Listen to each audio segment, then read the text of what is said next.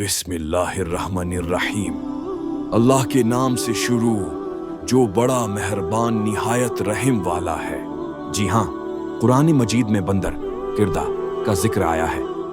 اللہ تعالی نے بنی اسرائیل کی نافرمانی اور حکم الہی کی خلاف ورزی کا تذکرہ کرتے ہوئے فرمایا کہ ان میں سے بعض کو بندر بنا دیا گیا تھا۔ یہ واقعہ ان لوگوں کے ساتھ پیش آیا جنہوں نے ہفتے سبت کے دن شکار کرنے کی ممانعات کو توڑا تھا۔ قرآن کی آیات سورۃ البقرہ آیت 65 وَلَقَدْ عَلِمْتُمُ الَّذِينَ اعْتَدَوْا مِنْكُمْ فِي السَّبْتِ فَقُلْنَا لَهُمْ كُونُوا قِرَدَةً خَاسِئِينَ۔ اور تمہیں ان لوگوں کا حال تو معلوم ہی ہے جنہوں نے تم میں سے ہفتے کے دن سبت میں زیادتی کی، تو ہم نے ان سے کہا کہ تم ذلیل و خوار بندر بن جاؤ۔ سورۃ الاعراف آیت 164 فَلَمَّا أَتَوْا عَن مَا نُهُوا عنہ قلنا لہم کونوا قردۃ خاسئین۔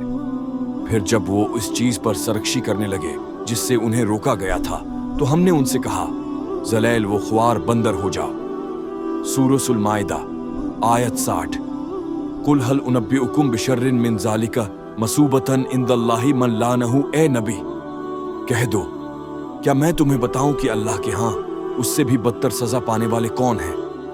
وہ جن پر اللہ نے لعنت کی، ان پر غضب نازل ہوا اور ان میں سے بعض کو بندر اور خنزیر بنا دیا اور انہوں نے باطل معبودوں کی عبادت کی۔